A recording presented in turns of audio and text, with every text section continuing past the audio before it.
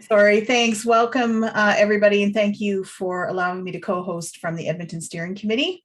In the spirit of reconciliation, we acknowledge that we live, work, and play in the traditional territories of the Blackfoot Confederacy, Siksika, Gaine, Piikani, the Tsuut'ina, and the Ixnay Dakota First Nations, the Métis Nation, and all people who make their home in the Treaty 7 territory of Southern Alberta.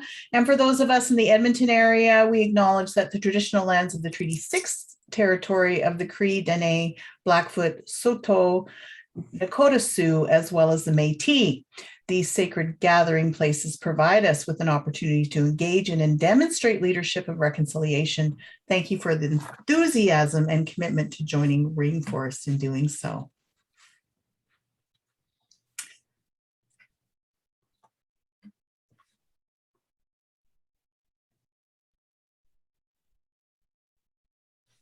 What does it take to realize an idea, or for a seed to sprout?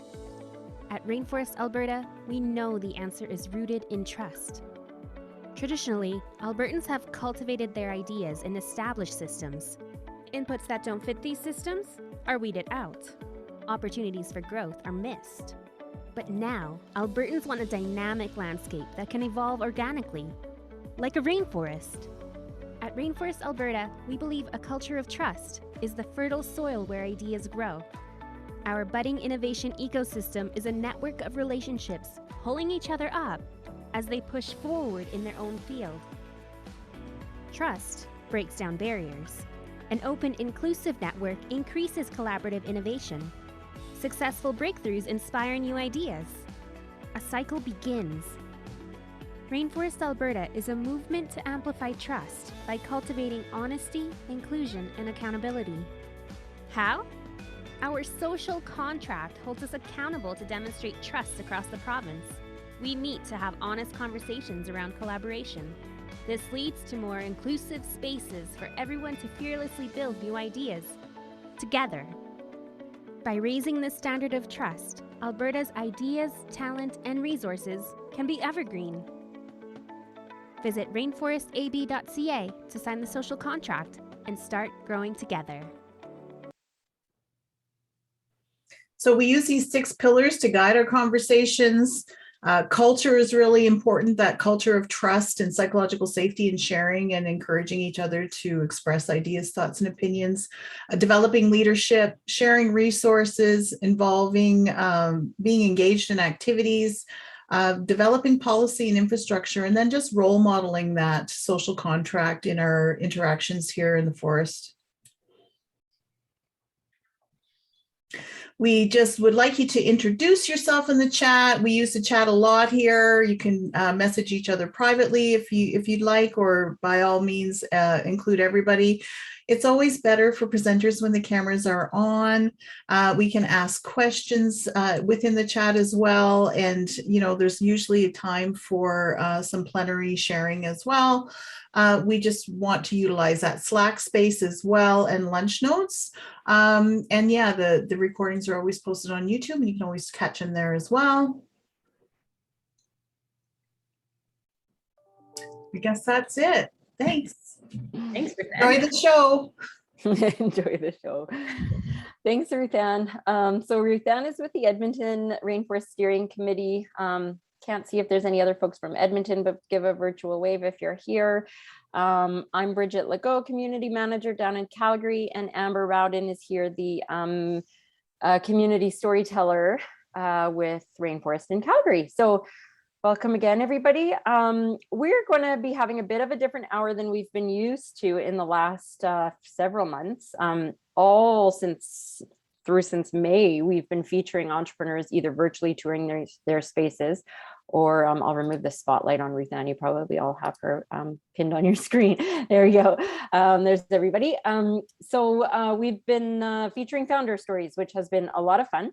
Our founder today wasn't able to join us at the last minute. And so we've decided to take this time we'll do more networking, as we all love to do here, and get to know other people in the ecosystem.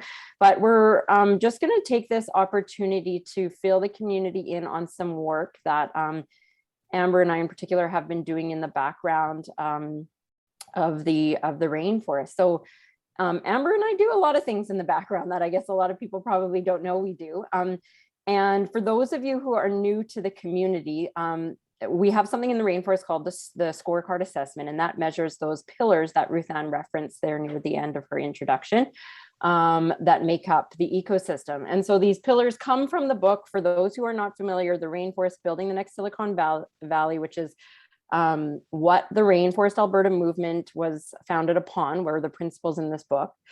And so the scorecard assessment is a tool that the Rainforest hosts and runs every year. There's a version in Calgary and a version in Edmonton to measure each city's kind of position or moment in time of each of these pillars and where we are at.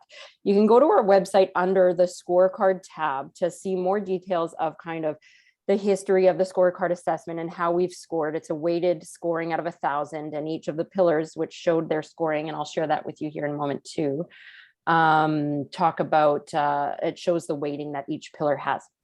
So giving you all of this context just to bring us to our conversation today, I'm going to share my screen. Just give me one moment because I have a lot of things open right now, my bad. I just want to make sure I give you the right one. Please hold. Okay. Can you see my Canva? Yeah, we see your Canva. Okay, I'm just going to put it into present mode. You probably see the 800 other tabs I have open in just that window alone. Canva's a little slow on this, so give me a moment. This is part of a presentation that came from our scorecard results last fall. So the last time the scorecard was hosted was around this time last year, actually, into maybe November, if I remember correctly. And we then presented this presentation on the results of the scorecard, pretty high level, but there is a more detailed report for Calgary anyway on our website. So I'm just going to share a few things here to give you some context of what we're going to talk about today. So here are the pillars and their different weightings. Ruth Ann already went into this. I'm going to go right over to the different definitions for each of the pillar. You can either read these here. I'm not going to read them verbatim. You can kind of see different areas that I've bolded there that are important, or you can also read these on our website to kind of ground yourself in these pillars for a bit of our conversation today. So culture is the heaviest weighted. This is where our social contract comes into play. If you're new today and you're wondering what the heck we're talking about, the social contract is a list of 10 values that we agree to live and work and play by in the tech ecosystem in Alberta. It's 10 values that we all agree to, like trust, diversity, fairness, giving back, and you can read the rest of those on the website. Weighted next in like the next heaviest, I guess, pillar would be the leaders pillar. And so in the rainforest and in the book, if you've read the book, I saw on our survey that there's always one person who is currently reading the book. And I wonder if it's that same person who is still reading the book week after week. It's a pretty dry book, so it very well might be. But they talk about big L's and little L's. We talk about the big leaders. So these are like typical leaders, leaders of organizations or within government. These are decision makers and people who have kind of that level of influence. And then little leaders are those who emerge from a more kind of grassroots sense. So they may not have that position or title as a leader, but show their leadership skills through various capacities throughout the ecosystem. We have the resources pillar. So these are both those physical and intangible assets in the ecosystem, such as human capital. You can maybe think of this as far as like financial capital or other tangible resources, knowledge, policy and infrastructure, which is fairly straightforward as far as what kind of policy exists around the innovation and tech sector. Infrastructure being kind of, like it says, that structural landscape or physical spaces where we can be in that sort of thing. Engaged activities is called engaged activities because it is about hosting activities like this where I'm not just talking to you. So shortly we'll pass it over to everybody or to take part in conversations. So when we think of this pillar as engaged activities, it's not just about events happening in the ecosystem. It's engaged events happening in the ecosystem where people all have equity of voice and opportunity to partake. And then role models. So this we're learning, especially in the exercise I'm going to tell you about today, sometimes gets confused with leaders. But I thought Ruth Ann just said it really well, that when you think of people role modeling, think of it as a verb, role modeling the social contract. These are builders, influencers, and connectors in the ecosystem. So these are pillars that make up the rainforest or the broader technology ecosystem, however you want to view it. And we haven't talked a lot about them in great depth in some time here at Lunch Without Lunch. So we're going to do so today because we have the time. I'm just going to really quickly skim over some of these slides about results from last year. I don't really want to go into detail in them today, but just to kind of refresh ourselves, our latest scores on the scorecard are here. Remember, this is out of 1,000. And each of the pillars have their particular weighting within this greater score. Edmonton had an awesome turnout last year, Calgary less so, and we'll talk a bit about that today as well. If you think about our, I thought that was sideways for a second. If you think about Calgary's rainforest community as far as numbers go, social contract numbers go, I think we're just over maybe the 2,000 mark. Edmonton in particular, I'm not sure, combined, we're probably around between like 28, probably around 2,800, I'd say right now. To have that many people specifically committed to the social contract, and then if you think of the broader ecosystem and everyone who may not have signed the social contract, there are thousands upon thousands of people in the province working in our technology ecosystem, yet we only had 115 respondents in Calgary check out the scorecard assessment last year. So something we need to talk about. This is how Calgary did in comparison from 2019 to 2020 within each of the pillars. There's no numbers there, but it just gives you kind of that top line would have been the top score. So how each relates to the total score. Again, I don't want to go into this in great detail. There's Edmonton's year over year, 2019 to 2020. Again, this report is on our website under the scorecard tab. You can find reports from previous years to dig into some of this data a little more. So why are we talking about this today? The fall is usually when we launch the scorecard assessment, particularly down here in Calgary. We were receiving a lot of feedback over this past year about the scorecard assessment from individuals. When I started over a year ago here, I did about 100 interviews with different people in the ecosystem from all walks of lives and different roles in tech. And one consistent thing I heard was that there was a lack of confidence in the scorecard assessment. And at the Rainforest, we like to call out the elephant in the room and be transparent. And so that is what we did. We said, what do we need to change with our Calgary scorecard? And I'm speaking from the point of view of Calgary here today in particular, but the grander conversation will shift to the whole province. What do we need to do to get this to be a more credible survey and get more uptake from the community? And so I'll maybe just stop here for a minute because I would like to hear, as you know, I've only been in the rainforest in this capacity for over a year. A lot of you have much more experience and time spent in the rainforest.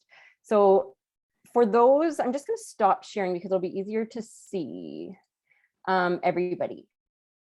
If you could raise your virtual hand, who was around when the first scorecard was launched, 2015, 2016, or who was around in that era who could maybe want to share their experience of, Heiko was there, Gary was there, Aaron was there, Peter was there. So guys, could you tell us a bit of what maybe you remember is a long time ago of the process that was involved when the scorecard first came to be?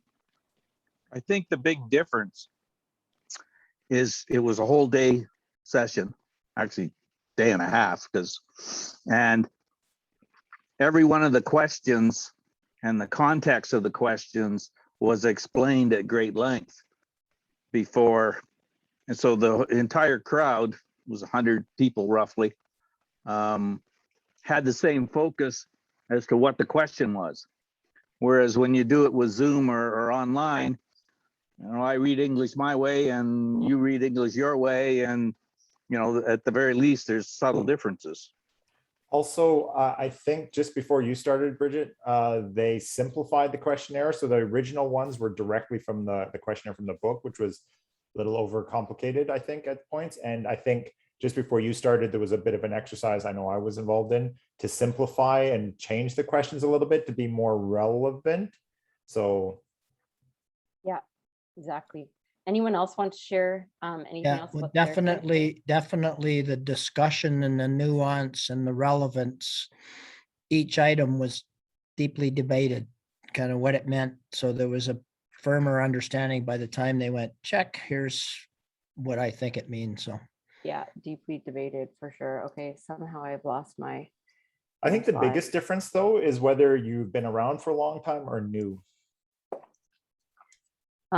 Difference in the scorecard How you would itself. answer how you would answer the scorecard and what you believe the relative weightings, like what you believe the relative change would be.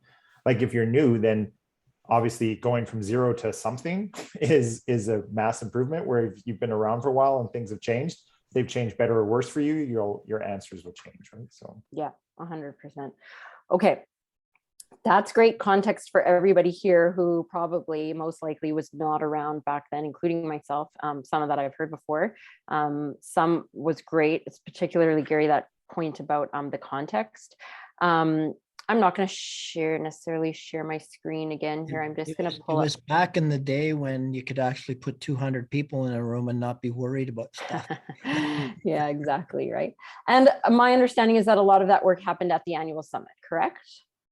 Yeah, year over year, the annual summit. And the summit has shifted since then to just kind of serve whatever purpose was necessary within that time. This past year, we focused on rerouting in the social contract, as that came up a lot. So thanks for that context and history. It's really important. And to highlight that this has been an evolution, the scorecard has been an evolution. And as Heiko mentioned, in 2019, there was a committee brought together of leaders in the community to reframe these questions. Amber, can you maybe put that scorecard assessment book? So it's not the Rainforest book, it's called the Rainforest Scorecard. And it talks all about the science behind the scorecard. And you can see all the questions as they originally were from that research. The questions were really focused on an organization specifically, not on an entire ecosystem. And so for that reason too, it would have made some of the questions a little like not as easily applicable to an entire ecosystem. So you'll see that when you look at that document, if you care to. So in 2019, this committee came together in Calgary and they wordsmithed and brainstormed and shifted the questions around. Amber and I have enlisted the help from two professionals, a survey professional who was referred to us from the University of Calgary, and her professor, she's a master now finished, her master's of science, finished it as she's been working with us this past year. And her supervisor at the U of C have helped us in identifying where the survey has weaknesses as far as a survey goes. What came out of her work led us to enlisting another expert who works in diversity, equity, inclusion, and belonging. And so I'll tell you a little bit more about why this all came about. Again, I told you the community was saying that they felt the scorecard was too long. Some of the questions were confusing. A lot of people started filling it out, didn't finish. And what we found from working with the survey expert are some other interesting facts. We found that some people viewed the scorecard assessment as just an evaluation of Rainforest as they perceived it. So maybe it was just this group that often comes, where a lot of the same people come together every week, hopefully a lot of newcomers too, but really diverse audience. Some people view it as what they've known it to be since 2015 or 16. As Heiko said, some people are new and have a completely different perspective of what Rainforest is. So some people were filling up the scorecard just thinking about whatever their perception of the rainforest was, whereas others were filling it out as an evaluation of the entire ecosystem within each city. Some were looking at it provincially. Some were some of the comments that came out came from a provincial lens, which is great too, but it wasn't clear where everybody was not on the same page. So that came out of our work with this survey expert. The other thing that came out was that there were a lot of double-barreled questions, and I think this happened when that committee came together. And you can tell from the very original scorecard tool, which again I think Amber shared the link to, and how the questions progressed over the years. It's almost like two questions were just shoved together. So if one question would say the community is diverse and inclusive. Well, if you think of those two words, we all perceive them each differently, but those are also two entirely different things. Diverse and inclusive are two different things. And we can all view the word diversity in different ways. Diversity of roles in the ecosystem, diversity of lived experience, etc.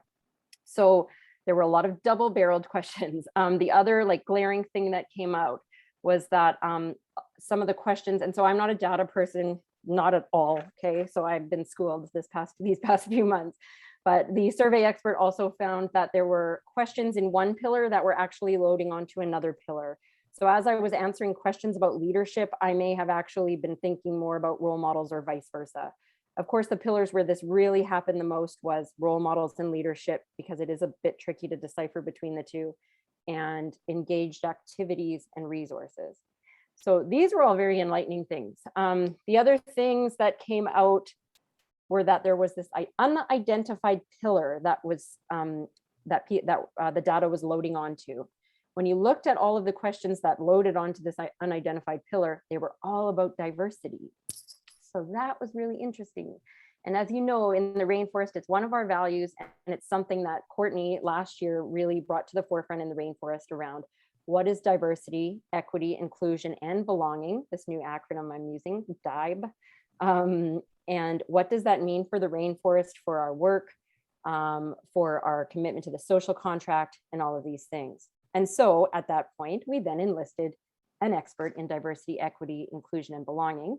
She is someone who's been working with a few organizations in the ecosystem and has come to gain a pretty strong understanding of the intricacies of the ecosystem and where we're at and where we need to go as far as diversity goes.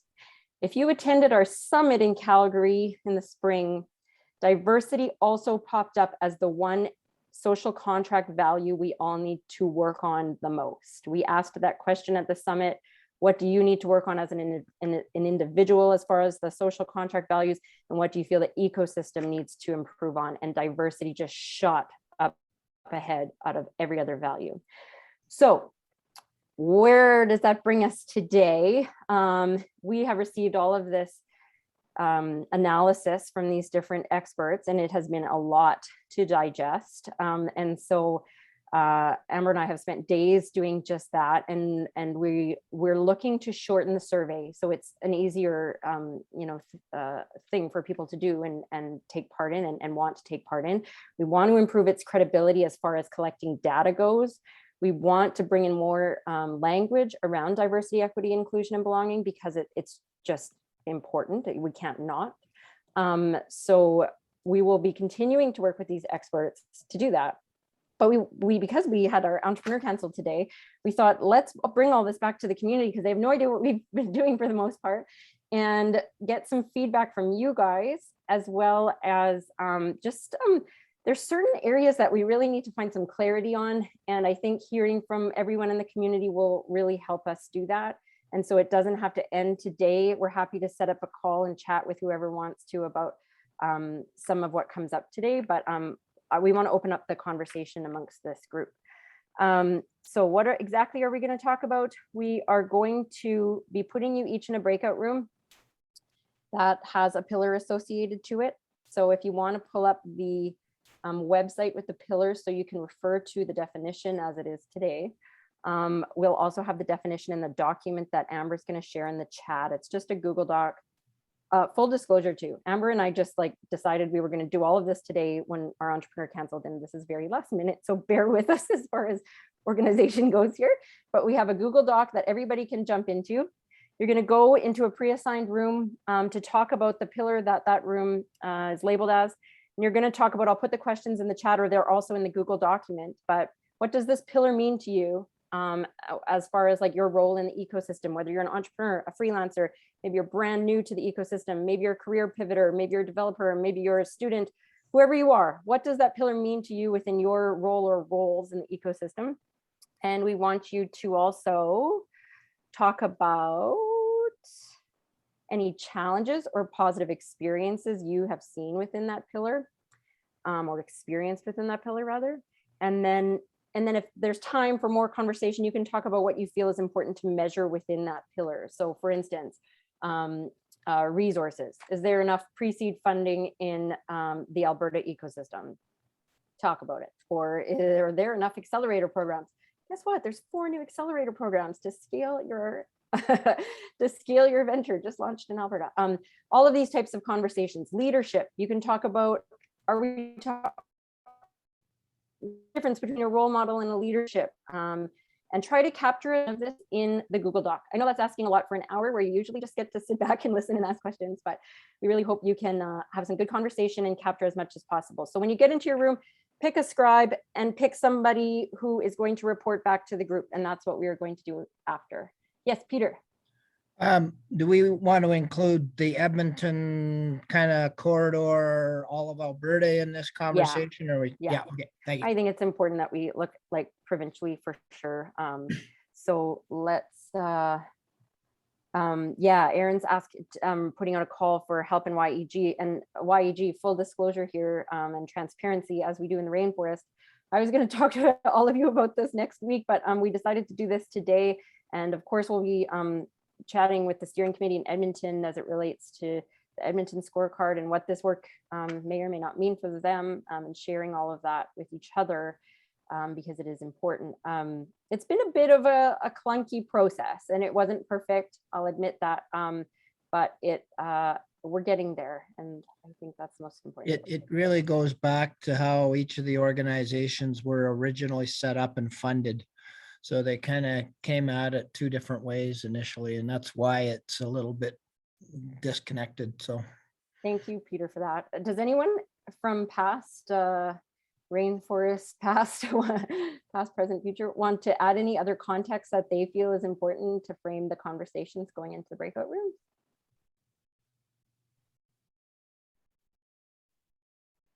good open conversation. All right, Amber's going to open the breakout rooms and we can hop in there. We'll probably spend about 15, 20 minutes doing this and then come back to the main room to share what has been discussed. It's asking a lot for you to take notes in that document, but if you can, we'd really appreciate it. You got it, Amber? Awesome. Welcome back, everybody. A bit of an abrupt stop there, but I realized time was just getting away. Just something was come up in the group I was just in, and I just want to just be really clear on what brought this project on for Rainforest. And we have to scrap to find funding for different things. So the Calgary Innovation Coalition does provide some funding to Rainforest in their last funding agreement, which is being renegotiated, but currently, we did have some funds that we used to enlist these experts. And so that was funded through the Calgary Innovation Coalition, but will be shared with other regional innovation networks for sure. How we do that, we're not sure yet. Transparency, but we'll get there. Also, just wanted to really emphasize the importance of having data and survey experts be part of this process. Because if you've ever been part of like, I don't know, I've done a lot of this, but writing, say, a mission or a vision statement for a company where you have a lot of people in the room and it becomes a wordsmithing exercise and having to accommodate the different views in the room in the words you use in a certain statement. It's kind of what this has evolved into. And again, where we've shoved 2 or 3 questions into one, or we've wanted to accommodate everyone's input, and that is extremely important. But in order to get reliable, effective data, we had to get experts involved to do that, because the data will become more and more important as the ecosystem grows. So enough about me. We'll go to each group. Sorry if there were any glitches with the Google Docs, but culture group, Ruthann, Aaron, Inga, and Al, who wants to share just like maybe 2 minutes each room, kind of the high level points there.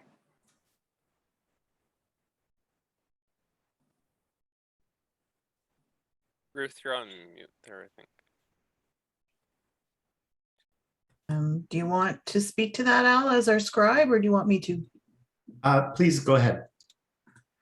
Okay, so we just talked about an environment of psychological safety. As someone who specializes in this area, it sort of seems like a disconnect to me that we talk about trust so much, but we don't even mention psychological safety. And psychological safety is that level of radical trust and that safety and security and interpersonal risk taking and expressing those thoughts and opinions, ideas without any fear of any kind of reprisal or judgment. So trust enables paying it forward. Diverse opinions really need to be shared. We can't really have any sort of inclusion safety without that level of culture of trust. Feeling welcome and free in an organization. We we talked about, how we all have our own. We were very fortunate to have a newcomer to Canada in our space. And when we asked them what culture meant to them, they talked about the first thing was their organizational culture, or their personal culture and what they bring, and their ethnic diversity and all of that kind of thing. And whatever that looks like, whether it's, just the way we were raised, or what we were taught, or what we've experienced. And so we all bring that unique perspective into the bigger space. And the other thing that we really talked about was that we need clarity around which perspective a person is speaking from when they do the assessment. So they know that we're talking about what culture we have in the rainforest and what we're operating from in the rainforest. And they're not bringing, their workplace culture into the assessment, because then it just won't make any sense. Yeah. Awesome point. Okay, we'll move on to resources in the interest of time. Don't know who's in that group, but who wants to share? I was the scribe for that. Oh, one, thanks, and I Ross. can share. So in terms of the role in the ecosystem, we talked about human resources being the biggest key for resources. So the connections within the ecosystem and how that then connects to other recommendations, finding resources to expand and connect aspects to businesses or the ecosystem, and connecting with others in those relationships, finding those referrals. One big aspect was supporting career pivots and supporting new people in industry, making them feel welcomed when they're leaving their old industry and trying to find their new home. Some of the challenges, not necessarily with rainforest, but in through those connections into the outer areas of the ecosystem, herd mentality with funding, where some of the newer ideas don't necessarily get listened to within the greater ecosystem because there's just kind of a focus on the existing status quo there. Again, focus on existing industries, feeling like there's a lack of government support in the startup space, but also that there's still an okay amount of government support in terms of programs with training, but there isn't as good of a link between those government programs with the training and then finding career and job placement, because we get a lot of people coming to Rainforest that have finished those programs, but they're trying to find what that next company or that next step is. And it's hard to find that connection. And even through the Rainforest, like, although we're connected, we're still kind of growing that early aspect of the ecosystem. So there aren't necessarily those connections coming into play. And then for measuring the pillar, just the accessibility to programs, access to various industries and even a wider variety of industry, openness from mentors and other resource partners, availability to references to other grants and other resources there, and even just mentors overall who can be resources. Al, who you got a shout out in our breakout room, so thank you for that there. Yeah, I think that's all from the resources group there. Al always comes to mind when I think of, like, when I'm talking role model pillar, and then Al always comes to mind when I'm talking leader pillar, and then I'm thinking everyone must be so confused who we're talking about within each pillar, and obviously there's overlap for sure, but yeah, okay, shout out to Al. If you wouldn't mind putting your names next to the pillar you were in, if there's anything that, like, we want to go back and say, hey, what exactly were you guys saying here? We want to get a better sense, and we can maybe reach out to you guys. Leaders, who did that pillar? I was part of the group. So we had trouble separating leader and role model. So that was hard, and we did dabble a lot in role model a bit. But there was, from a big L leader perspective, that has kind of disappeared, or at least active participation from my perspective, that's disappeared. I was one of the older guys in the group, so that's more noticeable for me. But like Zumwaltz, I know is still around, but he's less visible than he used to be. So we had, and then we'd, like, how do you get that structure back? How do you get that? How do you put a leader back into place in a leaderless structure? So we kind of dabbled with that a little bit. But like I said, that overlap of roles and leaders was kept on strain across that. So yeah. And that's also the grayness around, are we talking about the rainforest itself? Or are we talking about the broader ecosystem? Because Brad is significantly involved in the broader ecosystem, as is Jim, but just in different capacities now, right? Not necessarily at rainforest events, quote unquote. Okay. Role model. All the role models, I see that group, they're all role models. It was the reluctant scribe for the role model group, and I'll try and do the best I can to summarize a lot of good points that were made.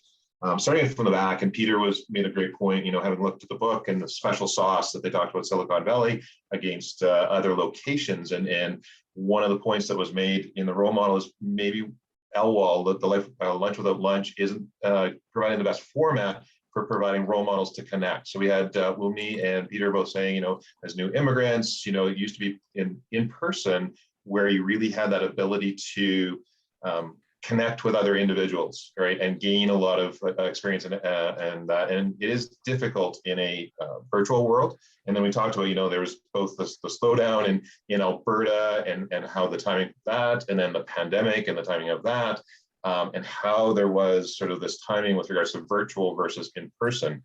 So what can we replicate in a virtual world? What does Rainforest, what the capabilities of Rainforest have with regards to supporting the role models that are there, for sure.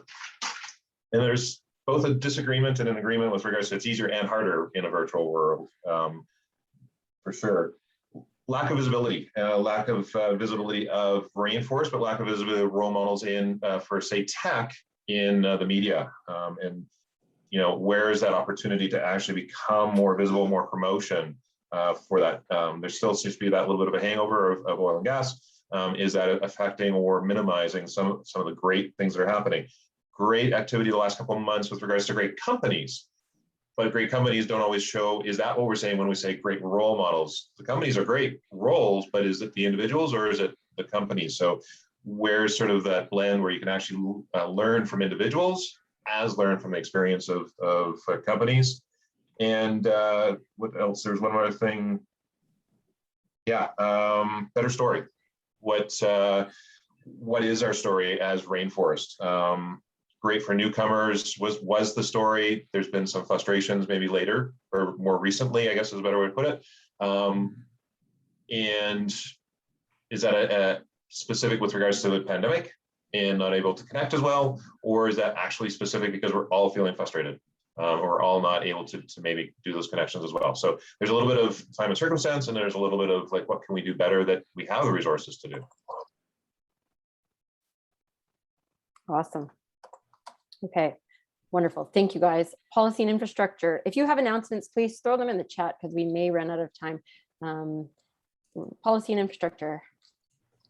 I was the scribe for policy and infrastructure. I'll just read off our bullet points and Peter can supplement, or anyone can chime in the group to answer any questions that might pop up. We talked about how technology touches everything in the province in relation to the role in the ecosystem. We have infrastructure around, or perhaps have some infrastructure around subgroups in the community in terms of having developers come together, like having subgroups and then connecting again at a community level. Larger companies are perhaps less involved as a challenge, and we'd like to see more integration and collaboration between Calgary and Edmonton, perhaps create a map to navigate the infrastructure easier, and built into the policy, giving back to the community part of the social contract. Awesome. Yeah, I think at the highest level, at the policy level, it's the social agreement that kind of governs how we go. We could add other things to it, but I think would be interesting to see if that social agreement is shared in Edmonton and across the province as well. And then we've talked about it for a long time, and maybe it's emerging, but just really a way to navigate the ecosystem outside of Rainforest and how it ties together with all of the other services that are trying to be provided to entrepreneurs and startups and tech. Still seems to be a bit of a gap, in fact, a pretty good gap to try to find your way through that whole space. So that and infrastructure. And I mentioned Slack as well as a way to set up special interest groups, but Slack gets used or doesn't get used and is a bit of a, it needs probably some tidying or a new thing, I guess. Yeah. Okay. Let's jump to the last one with the last 2 minutes here. Engaged activities. Sorry to cut you off, guys. No, it's okay. I'm good. So all of those great lead-ins to engaged activities. So our focus was really on how COVID has really shifted from in-person events to digital and what that looks like, the pros and cons. We talked about some of the positive things being that it's really allowed us to be on a more global stage. So that question of kind of measuring how often Calgary comes up on a global stage now because of digital events, it's broken down those barriers, the geographical barriers. But also making it more difficult to actually feel that good sense of connection, and that digital isn't always well set up to really facilitate those kind of like more informal conversations or side conversations where you really do get to form those deeper, more personal relationships. So we talked a little bit too about how just of engagement activities really do look so different, and there's a lot of great tools, but they're not easily replacing face-to-face connections. So we kind of talked about the pros and cons, and then it also related to things like equity, diversity, and inclusion, how some of those digital tools inherently put up barriers in terms of use and digital literacy, and that can be a barrier to engagement and being able to share appropriately as well, and forming those deeper connections. So that was kind of like the gist of the conversation. There's lots of notes if anybody the document. Thanks, Megan. That's awesome. Okay, so much to unpack there. So many things come to mind for me. One huge thing that comes to mind is still this disconnect between, are we evaluating the rainforest as we perceive it or know it, or are we evaluating the greater ecosystem in the city or in the whole province? And so that needs to become very clear in our next steps forward. I'm personally realizing that we need to do a better job of communicating the work we do in the background with entrepreneurs, with triaging, with all of the other organizations in the city, particularly in Calgary. And I know Edmonton does the same. They all work in their network, the volunteers there. So there's a lot happening behind the scenes that we need to do a better job of sharing as far as rainforest goes. So thanks everybody for stepping out of our usual comfort zone and participating actively. Give us any feedback, good, bad, or ugly. We're open to it. The next steps of this project are evolving. And so if you want to talk about them or provide your insight as it relates to data and evaluations, we'd love to hear it. Reach out to Amber or I, and thanks for coming. Back to our entrepreneur stories next week with someone very exciting. I don't remember.